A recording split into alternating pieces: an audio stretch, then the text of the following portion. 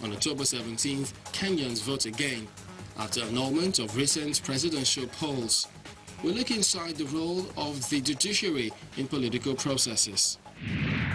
Meet a Nigerian American creating sustainable solutions for impoverished people in sub-Saharan Africa. Migrants picked up at sea and sent to detention camps in Libya face nightmarish realities. Does this make the European Union complicit in human rights violations? A leading humanitarian aid group says it does.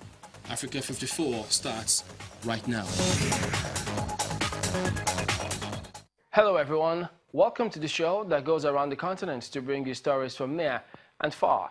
I'm Chamberlain Uso at Channels Television here in Lagos, and I'm joined by my colleague at the Voice of America in Washington. Well, thanks. I'm Vincent McCory at our global headquarters in Washington, D.C. Happy to be with you again for another edition of Africa 54. Let's start off with a look at the Kenyan presidential elections. Our host in Lagos, Chamberlain also brings you that story. That's right. We begin with the countdown to October 17, when a rerun of Kenya's presidential election will take place. The August 8 poll was annulled by the Supreme Court on the 1st of September, citing irregularities in the electoral process. The shock ruling, which marks the first ever victory for an Odinga in the country's history of political dynasties, also highlights the impacts of the judiciary in political process. Here's our report. I wish to declare Honorable Uhuru Kenyatta as President-elect and Honorable William Ruto as the Deputy President-elect. Given a typical situation, final election results will signal the end of the contest. But in this case, while President Uhuru Kenyatta and his Jubilee Party reveled in election victory, opposition candidate Raila Odinga of the National Super Alliance maintained their claim of election fraud and vowed to prove it in court. Fast forward to September the 1st. The Supreme Court's chief judge delivered judgment on the case, declaring the election invalid, citing irregularities. That the presidential election held on 8 August 2017 was not conducted in accordance with the Constitution and the applicable law, rendering the declared results invalid, null, and void. For Raila Odinga, this was pure victory, having gotten the short end of the stick in previous elections. For the first time in history of African democratization, a ruling has been made by a court nullifying irregular elections of a president. President Uhuru Kenyatta's verbal attack on the judges in the case has been widely criticized as undemocratic. We have a problem with our judiciary, but regardless, we respect, but we shall revisit.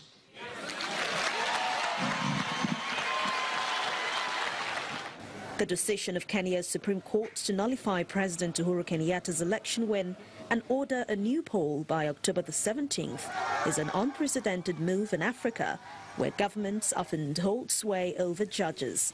A precedent the judiciary in other nations can rely on for judgment in the future.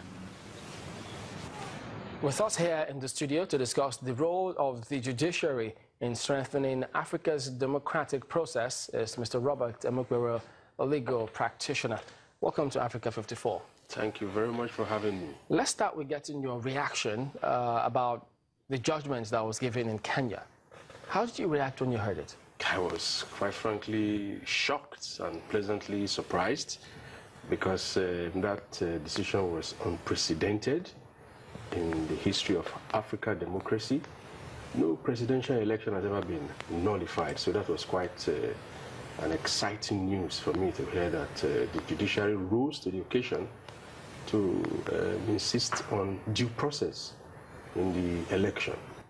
Now, it appears that there are two schools of thought. While some thought, as you think, they rose to the occasion, there are others who thought otherwise because, for instance, the comments that the president made about the judge and the judiciary, did you expect that, and how did you react to that one? Well, I was frankly a bit disappointed by the reaction of the president, because the Kenyan constitution, after the post-election violence in 2007 was amended, I think sometime in 2010 or thereabouts, to raise the bar for the democratic process. And how did they achieve this raising of the bar? Is such that the standard imposed on the commission to conduct the election was made high by allowing petitions to be filed where there is non-compliance with the electoral laws or the constitution itself, without necessarily showing that such non-compliance substantially affected the outcome of the election. So this is the constitution that the judges interpreted to show that yes, there was non-compliance, and yes, this non-compliance affected the result of the election. So that's why I was a bit disappointed in the president in the comments he made about the judges. You know, we also get reactions from different people in different parts of Africa, even in Nigeria here, when a judgment doesn't go in someone's favor, especially political cases.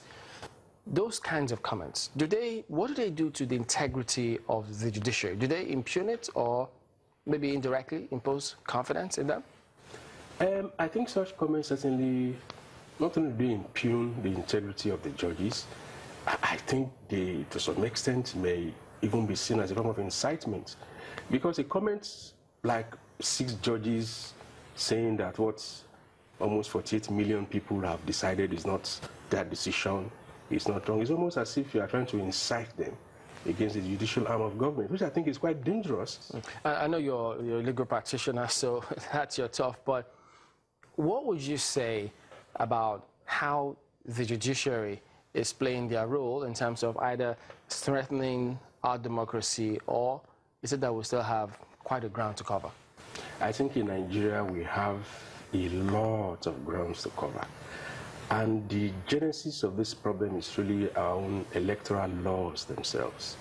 You know, in Nigeria, unlike in Kenya, the bar that the INEC has to meet is a little bit lower, in the sense that if you want to go to a tribunal to challenge any election, you have to prove not only that there was non-compliance with electoral laws, you have to also show that that non-compliance substantially affected the result of the election.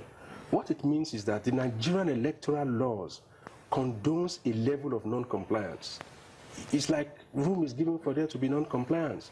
But you, the petitioner, you must now show that this non-compliance substantially affected the election. And this played out significantly after the 2007 election involving the late President Yar'Adua, in which that was the very first time that a presidential election was almost annulled in Nigeria. There was a split decision of about 4-3, and the majority were of the view that, yes, we have shown that there was non-compliance because the ballot papers that were used for that election carried no serial numbers whatsoever. And that was a very serious issue. So the majority said, well, how does that affect the election results substantially? You have failed to do that, therefore we have to dismiss your petition. Do you ever see that kind of judgment here anytime soon?